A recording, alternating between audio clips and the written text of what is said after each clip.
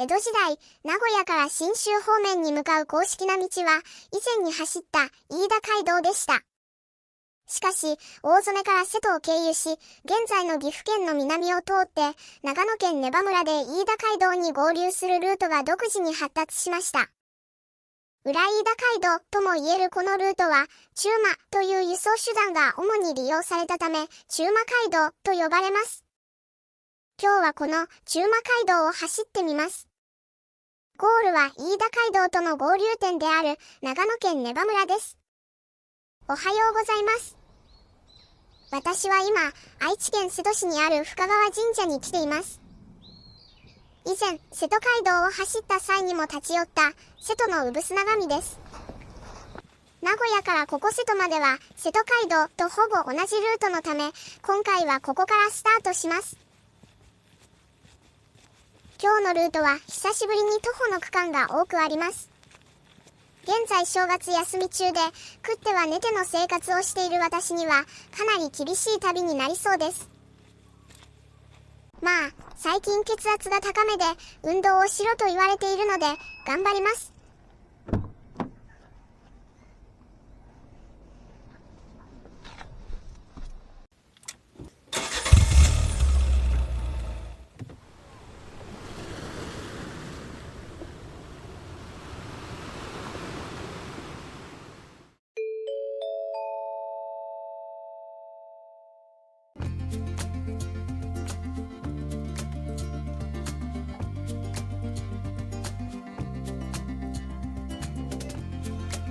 まずは国道363号に出て、北に向かいます。もともとこの辺りの中馬街道はここより北の山の中を通っていましたが、現在は残っていないため、明治以降の新しいルートである国道を走ります。岐阜県恵那市の明智まではこの国道363号に沿って走ることになります。本日走る中馬街道は公式な道ではなく、自然発生的に発展してきた道です。中馬とは江戸から明治にかけて盛んに行われた馬による輸送手段のことです。なので本日のルートに限らず以前に走った飯田街道や伊那街道など、中馬が利用された道は中馬街道と呼ばれることがあります。右にある寺の前には中馬街道の地図と道しるべがあります。ここからはこの道しるべに沿って中馬街道の古道を走ります。一旦国道363号に戻り、旧下信濃村に入ります。国道を外れます。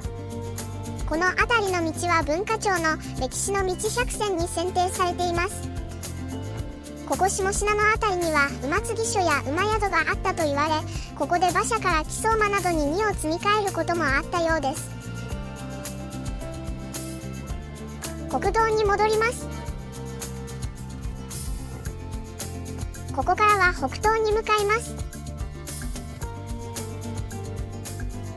ここからは国道とその脇道を行ったり来たりします。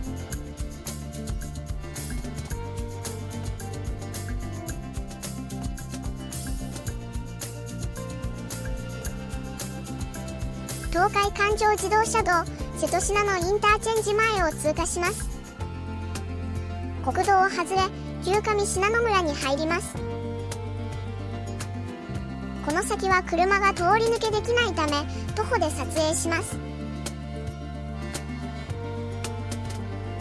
水野川の左岸を歩きます。今回は車が通れない道が多いため、車の映像と徒歩の映像との継ぎはぎ動画となっています。車の映像に戻ります。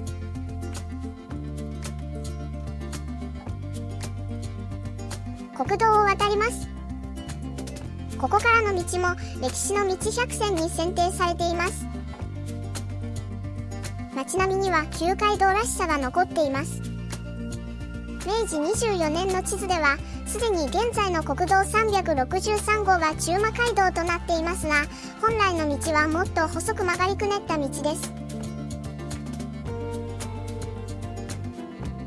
ここから本来のルートは喪失しているため、国道363号に迂回します。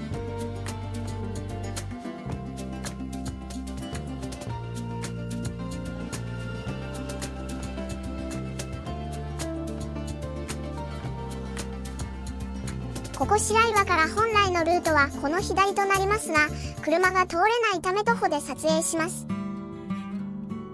ここからも歴史の道100選に選定されている道となります。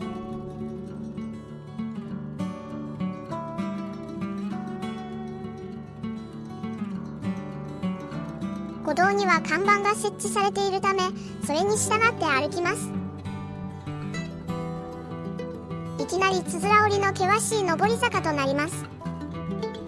中馬街道沿いには古くから伝わる中馬まごうたという民謡があります。その歌詞の中に出てくる難所の一つ、尾張の探せがこの探せ坂です。この道を当時は孫1人当たり2から4頭の騎走馬を引き連れて歩いていたそうです。馬は1頭あたり70から120キロほどの荷物を背負っていたそうなので、かなりの輸送力があったようです。中馬街道は幕府公認の途中で馬を付け替える天馬製の敷かれた道ではないため、当然公式な宿場町もなく、投資馬という長距離輸送も行われました。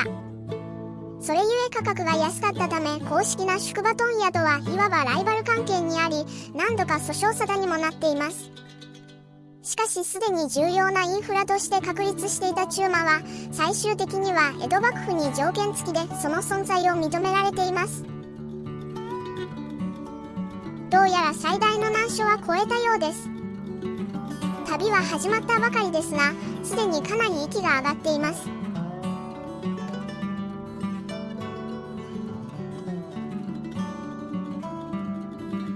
こんな森の中の道にも自転車の轍があります。この道はマウンテンバイク愛好家にも人気があります。この真下あたりを東海環状自動車道の愛義トンネルが通っています。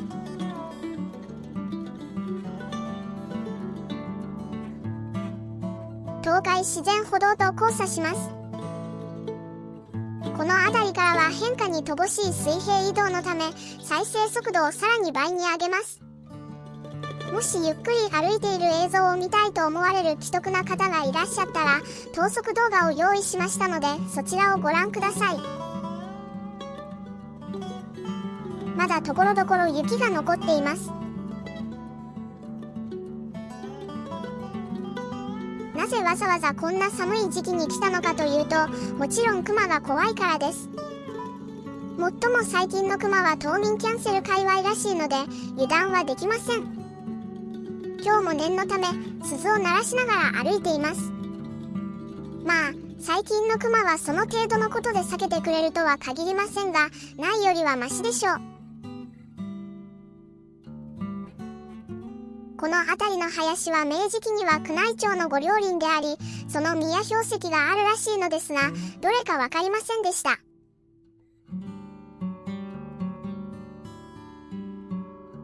左にはメガソーラーの施設があります。ここからはメガソーラー施設の中の道を歩きます。ご多分に漏れず、この辺りの山肌にもかなりの数の太陽光パネルが設置されています。上空から見るとこんな感じです。旧街道を残したことは評価したいですが、景観的にはやはり寂しいです。道自体はよく整備されており、非常に歩きやすいです。もっと気候のいい季節にお弁当を持ってピクニックに来るべき道です。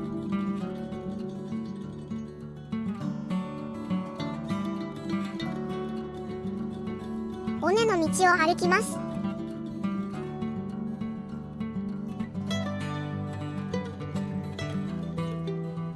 また道が上りとなります。徐々に標高も高くなり、この辺りにはまだ雪がしっかり残っています。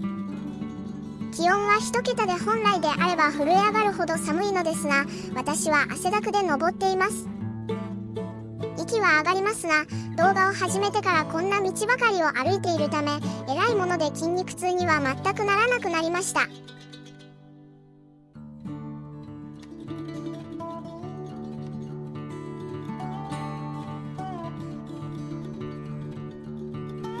道はまだ下りとなりますが、路面には雪が残っているので慎重に歩みを進めます。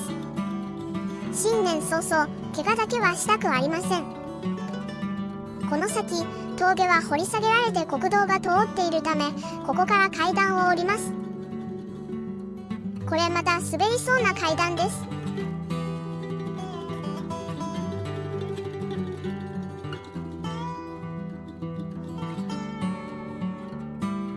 お先に失礼します。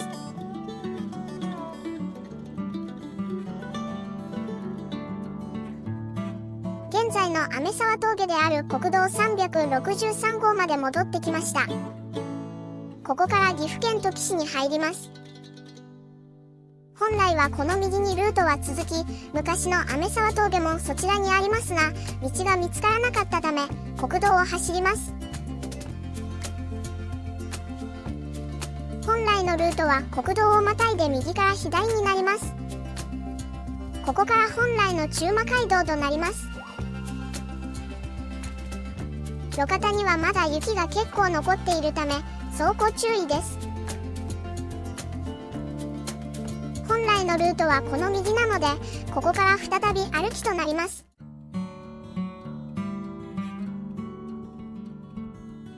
私の住んでいる平地では2日前に今シーズンの初雪が少し降ったのですが、この辺りにはまだ結構残っています。雪の竹林も風情があっていいですが、それを楽しむ余裕はすでにありません。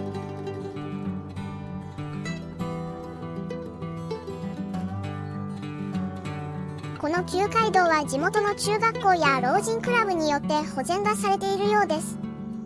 おかげでこうして今でも旧街道をたどれているわけで頭が下がります。絶対に動画は見ていないと思いますが、お礼は言わせていただきます。下りは楽なのでどんどん進みます。しかし当然いつものようにこの道を再び登って車を止めたところまで戻る必要があります。なので今日歩いている徒歩の区間は原則的に全て往復しています。この先まだまだ徒歩の区間はありますが、果たして今日中にゴールできるのでしょうか。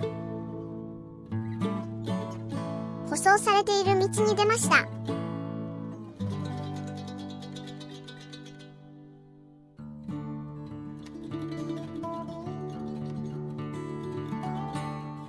車の映像に戻ります。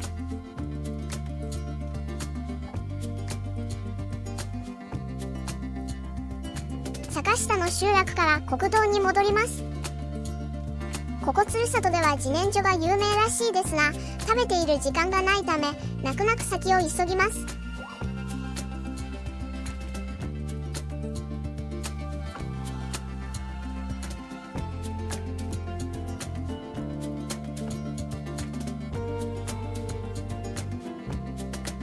中馬街道の宿場であった柿野の集落に入っていきます。宿場といっても先ほども言ったように正式な宿場町ではありませんが、美濃から尾張や三河方面への分岐点としてかなり栄えていた集落だったようです。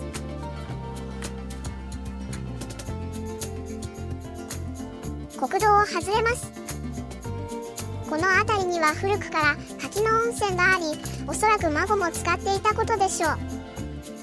私も歩き疲れて早くも一っ風呂浴びたい気分ですが、入ったら最後寝てしまうので我慢して先に進みます。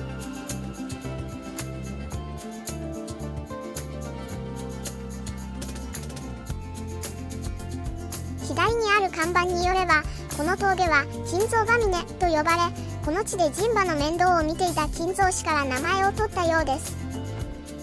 国道を外れます。舗装されていない坂道を登っていきます。ここからは公道なのか学校の敷地なのか判別できなかったため、反対側に回り込みます。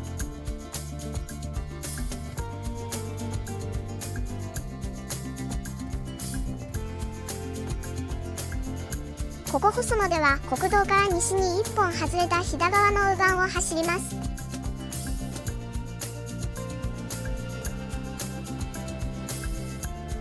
この先はまた車が通れないため徒歩で撮影します。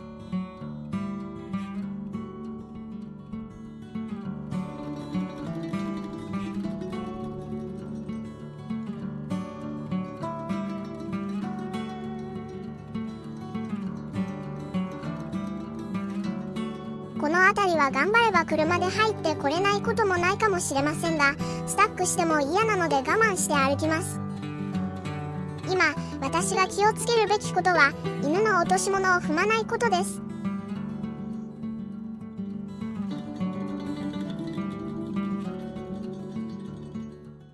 車の映像に戻ります。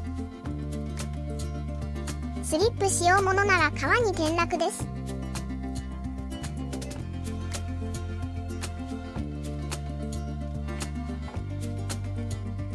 国道に戻ります。しかしここ白鳥神社からはまた歩きとなります。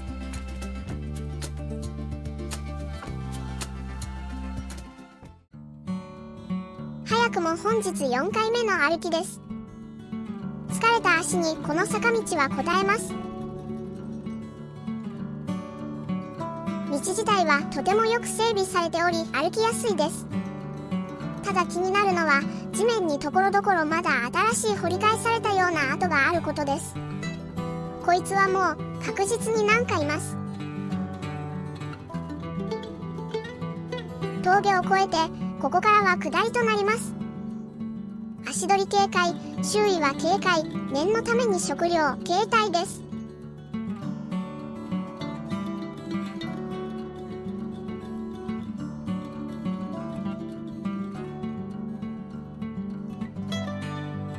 池がありますが、水面はこの寒さで凍っています。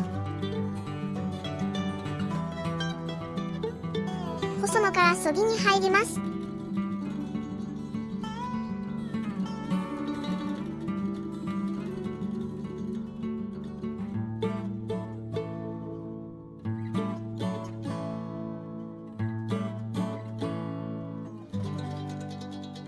左には旅の安全を願う道祖神があります。この辺りからはこのカラフルな道しるべを頼りに進みます。土岐市のサイトには中馬街道散策マップが公開されています。車に戻り、宿場のあった大草の集落を走ります。この辺りは造り酒屋などもあったそうです。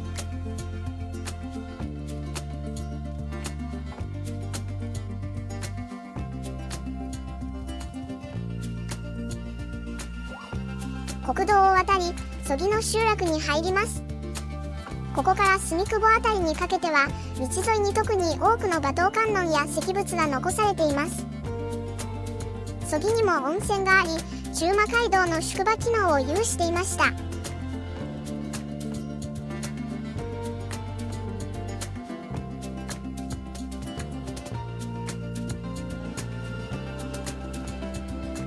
国道の下をくぐります。曽木公園の前で国道に戻りますが、またすぐに国道を外れます。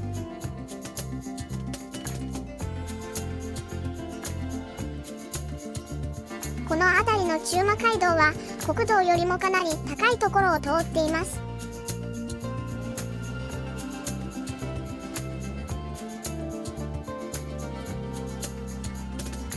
少しだけ国道を走り、また国道を外れます。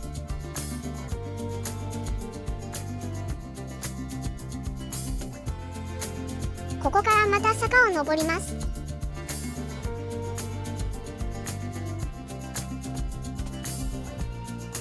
ここからの道は舗装されていませんが、なるべく歩きたくないので車の腹をする覚悟で行けるところまで行きます。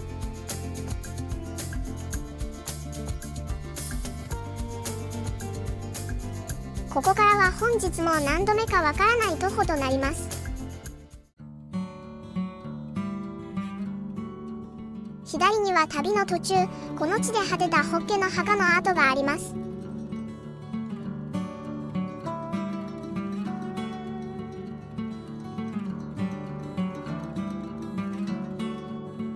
雪の上には何か野生動物の足跡が残されています。せめて可愛い動物であってほしいです。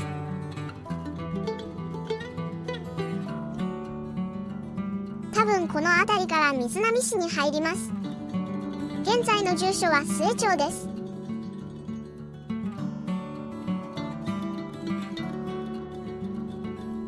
今まで歩いてきた道はよく整備されていましたが、ここからは笹をかき分けながら進みます。旧街道は誰も手を入れなければ自然の姿に戻っていきます。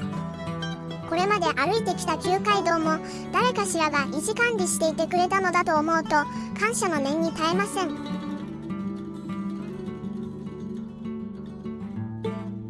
笹ゾーンを抜けました。この坂道は呼張坂や蘭津坂と呼ばれるようです。中馬街道は公式な道ではなかったため、旧街道でよく見られる一里塚などはありません。その代わり坂道などには何らかの愛称が付けられている場合が多いです。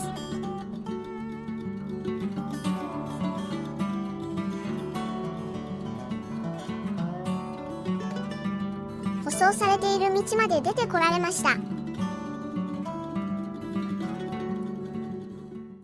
国道に戻り、旧大川村蘭津の集落を走ります。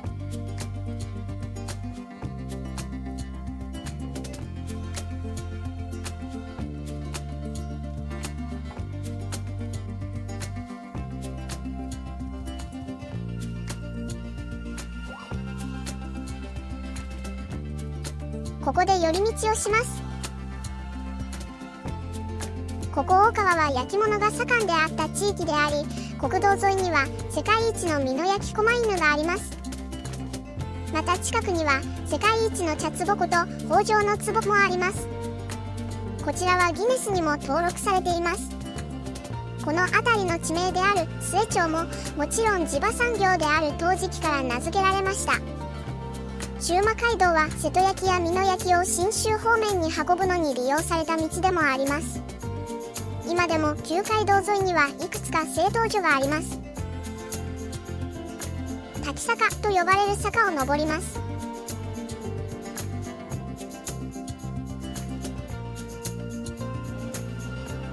旧水上村の集落を走ります。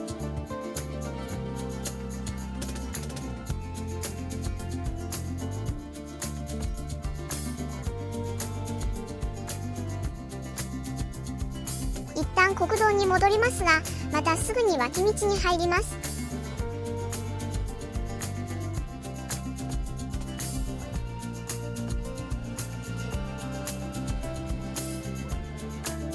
国道は北に進みますが、旧街道は東に直進します。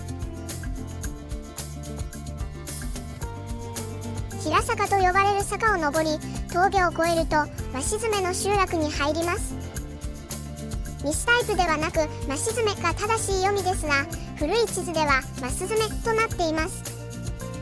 どうやら猿のことをマシラと呼ぶらしく、それが地名の由来のようです。増詰も中馬街道の宿場機能を有しており、それらしい街並みが続きます。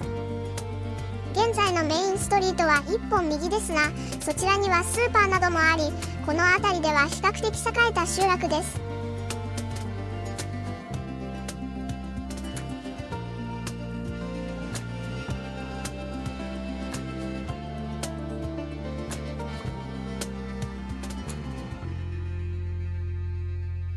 国道363号に戻り、ふっこしの峠を越えると江那市に入ります。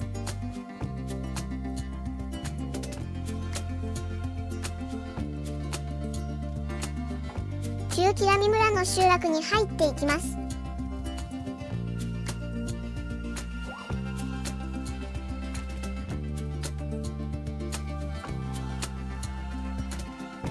ここ江那市明智町は明智光秀生誕の地を売りにしており、ちょくちょく看板を見かけます。しかし実際はその出生地は不明です。ここ明智町には明智城跡がありますが、ややこしいことに同じ岐阜県内の可児市にも明智城跡があり、そちらも明智光秀生誕の地を謳っています。今年の NHK 大河ドラマは豊臣秀吉・秀長兄弟が主人公であり、絶対に明智光秀が登場するので、この問題は再燃しそうです。太田を過ぎると中馬街道最大の宿場である明智に入ります。もともとの表記は明智ですが、昭和29年から明智となっています。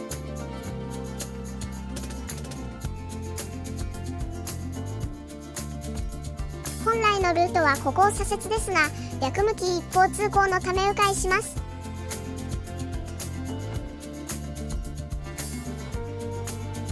この辺りは日本大正村という町全体が一種のテーマパークとなっており、大正レトロな街並みが保存・再現されています。またローカル線明智鉄道の終点明智駅があります。ややこしいですが、明智鉄道の明智駅です。遅めのランチで名物五平餅をいただきます。同じ明智鉄道の駅でもある岩村の五平餅は NHK 連続テレビ小説の舞台となったこともあります。ちなみにその時のヒロインは我らがアイドル長野めいちゃんです。では逆から大正村を走ります。本来の中馬街道はこの左に続きます。ちなみに明治村は愛知県犬山市にあり、昭和村は以前岐阜県美濃加茂市にありましたが、今はもうありません。本来の向きに戻ります。ここからは県道33号水波上矢作線を走ります。今度は明智城に立ち寄ります。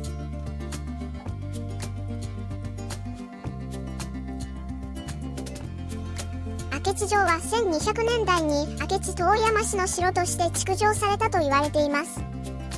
ちなみに明智遠山氏は遠山の金さんこと遠山景元の祖先です。戦国時代には織田信長と武田勝頼の間で激しい争奪戦が行われ、城主も頻繁に変わっています。一応断っておくと、明智光秀は城主とはなっていません。本来のルートに戻ります。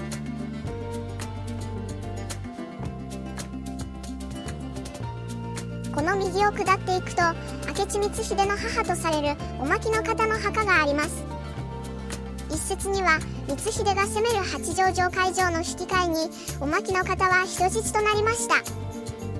しかし織田信長が約束を破り、城主の旗野秀治を殺害したことが原因でお牧の方は殺害され、本能寺の変の引き金になったとも言われています。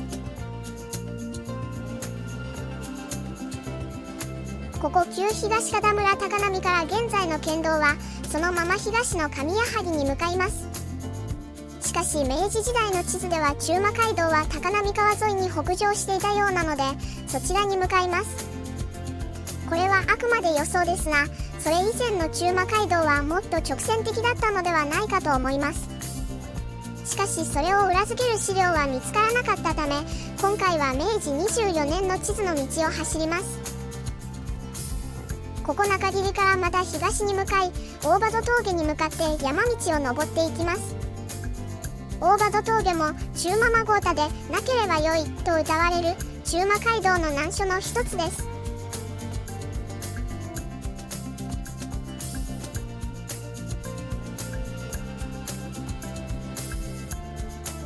ここから先は車両通行止めのため徒歩で峠を目指します。どうやらこの道は大場戸林道という林道のようです。作業道のようなので路面は安定しています。しかしまだ3時前だというのに薄暗いです。そして相変わらず怖いのは熊です。むしろ午前中より人里を離れた分エンカウント率は高まっています。どうか寒いので暖かくして寝ていてください。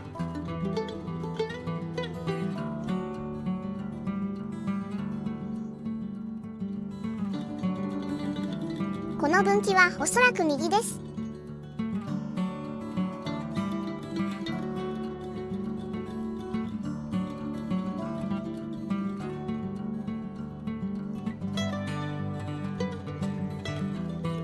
この辺りが林道の頂上でしょうか。もうそろそろ体力の限界です。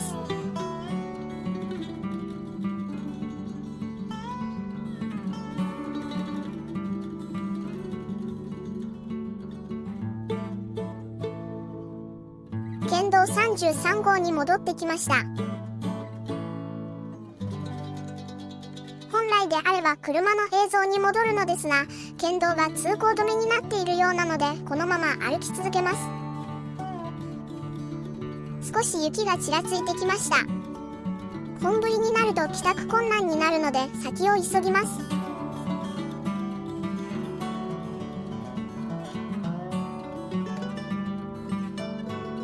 ここが大場戸峠の頂上のようです。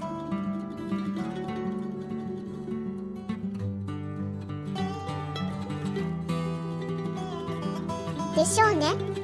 やっぱり出ますよね。ここからは次の集落である上谷萩まで徒歩で下っていくことになるのですが、標高差は250メートル近くあります。もう時刻も遅く車まで戻る頃には日も暮れてしまいそうなので、続きは後日とします。正直、今日はもう歩きたくありません。1週間後。はい、ちゃんと戻ってきました。なぜすでに息が上がっているのかというと、上谷萩からここまで標高差約250メートルを登ってきたからです。まあここからは上谷萩、漆原まで沢沿いに下っていくのみです。一応こちらも等速動画を用意しましたので、よろしければご覧ください。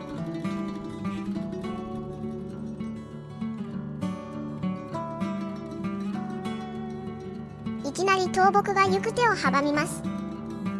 よっこいしょと。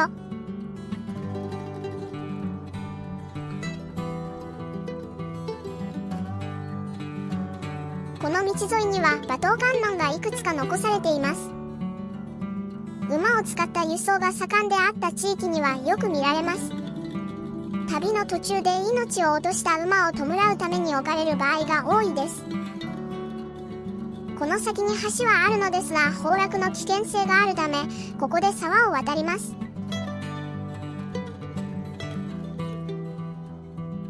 森の中に入っていきます。大場戸坂と呼ばれる道を下っていきます。前回に比べて今日は気温も高めで、雪もほとんど溶けています。前回無理をせずに日を改めて正解だったようです。また馬頭観音があります。1785年に置かれたようです。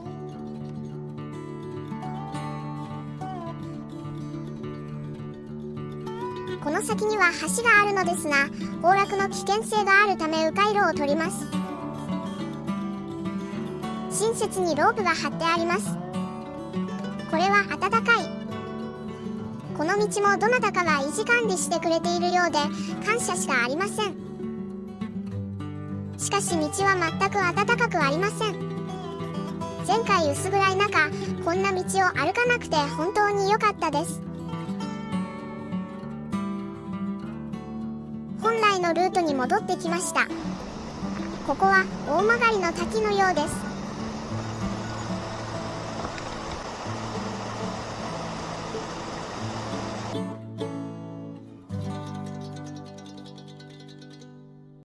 馬の避け合い場だそうです。最盛期には1日に50頭ほどの馬がこの道を通っていたそうです。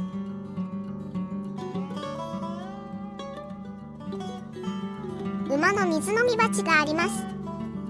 石をくり抜いてできているそうです。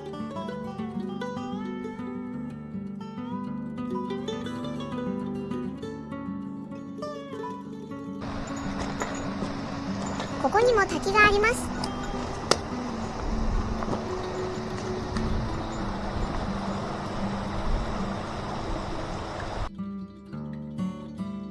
ここからは道なのかどうかもわからないような道を下っていきます。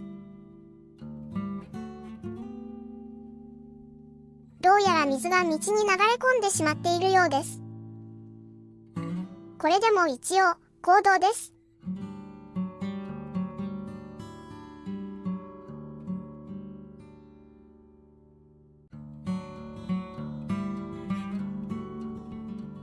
難所は越えたようです。この大場戸坂は沢沿いの道であるため、他の旧街道のようなつづら折りはほとんどなく、直線的です。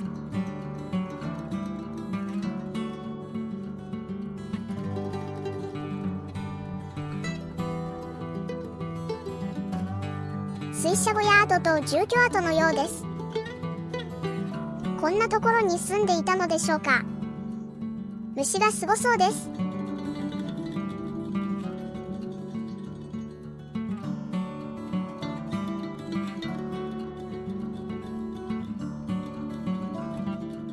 また馬の水飲み鉢があります。そりゃあこんな道を重い荷物を背負って歩いていたら水も欲しくなるでしょう。ちなみに今回の動画やたらと馬という単語が出てきますが、別に馬年だからというわけではなくたまたまです。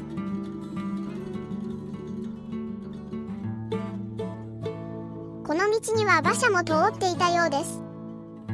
明治20年代になると中馬街道は改修され、馬車も通れるようになります。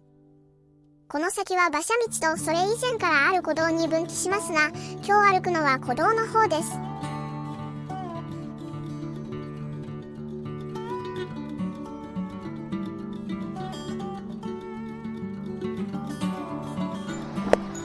道が完全に崩落しています。下に降りるのは難しそうなので上に迂回するしかなさそうです。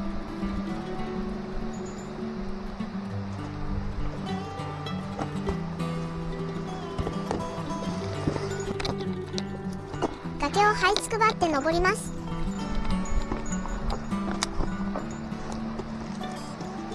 ここには暖かいロープは張られていないため、木の根っこを掴んでなんとか移動します。カメラに構っている余裕はありません。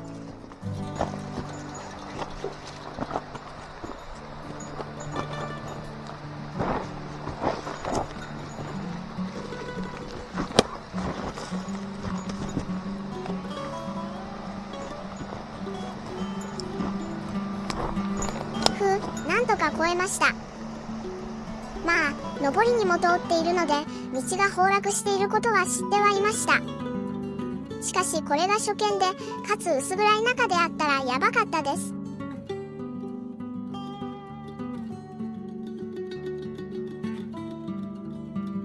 本日3カ所目の馬の水飲み鉢です。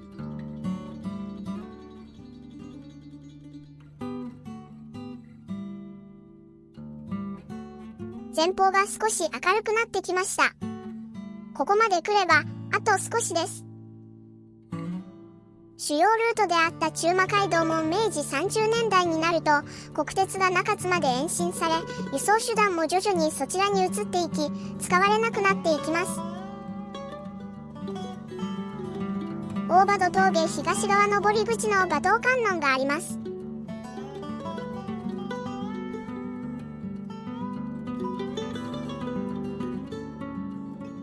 やっと上谷萩まで降りてこられました。車の映像に戻ります。右に流れる川は現在上村川となっていますが、明治時代の地図では矢作川となっています。ここ漆原も中馬街道の宿場機能を有していたため、古い町並みが残っています。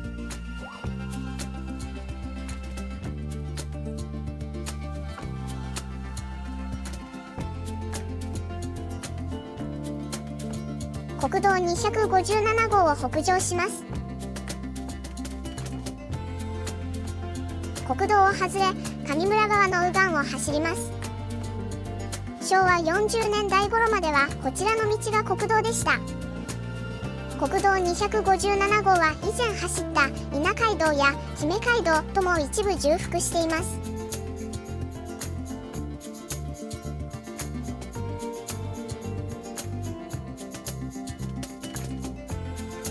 国道を渡り神村の集落に入ります。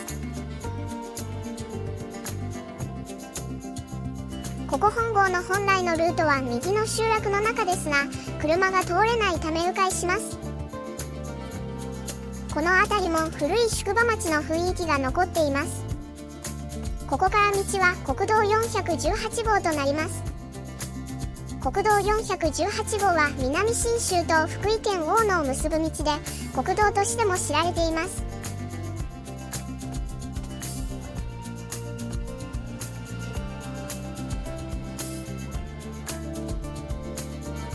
横道で国道を外れます。前回と違い天気も良く山並みが綺麗に見えます。正面に見えているのはおそらく三国山ではないかと思います。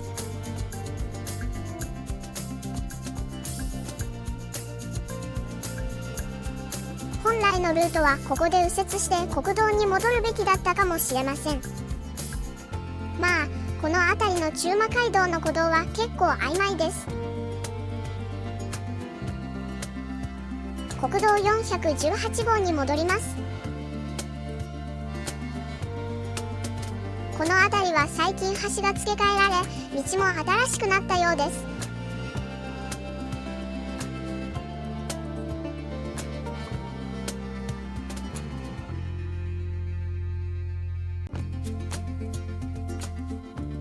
ここ小笹原からは大桑峠へと登っていきます。標高差はおよそ250メートルほどです。中馬孫歌の歌詞に登場こそしませんが、かなりの難所ではあります。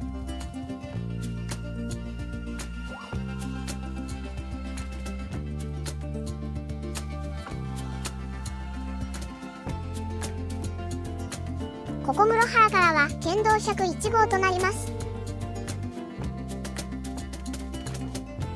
対向車をやり過ごすのも一苦労です。最もこの道を使うのは地元の人くらいなものなので、交通量は多くありません。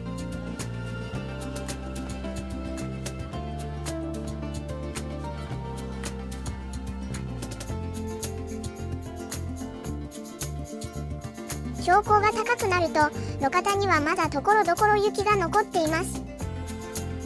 気温が高めの今日でこの状態なので、先週来ていたら坂を登れなかったかもしれません。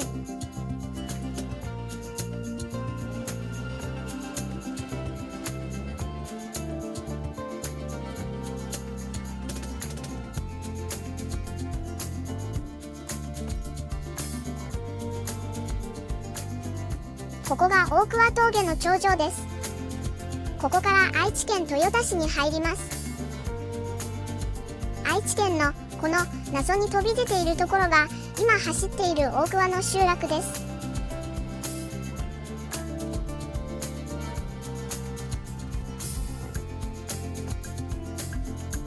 ここから標高差200メートルを一気に下っていきます。ここから長野県下稲郡根羽村に入ります。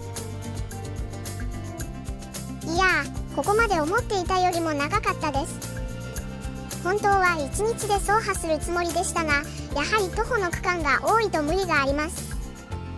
熊を避けるために寒い日を選ぶと、今度はスリップ事故が怖いしで、なかなか日程調整が難しいです。現代の飯田街道である国道153号に出ました。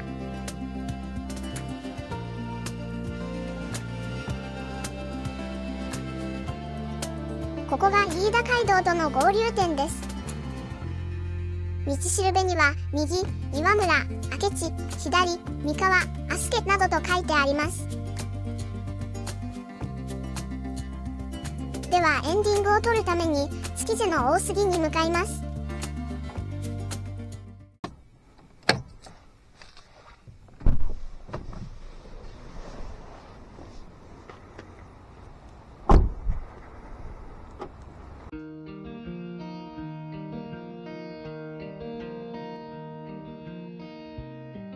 ここ根羽村は以前走った飯田街道と伊那街道、そして今日走った中馬街道が合流する交通の要衝でした。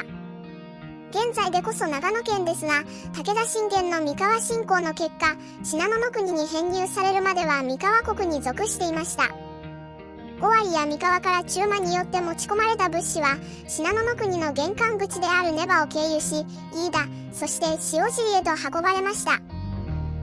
厳密にはここから先を飯田街道と呼ぶ場合もあります。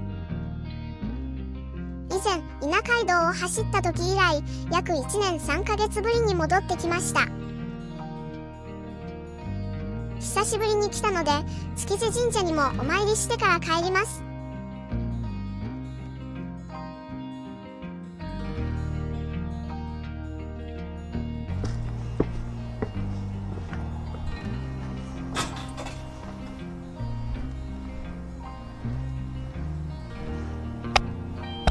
今回も無事に完走でき、ありがとうございます。相変わらずやってます。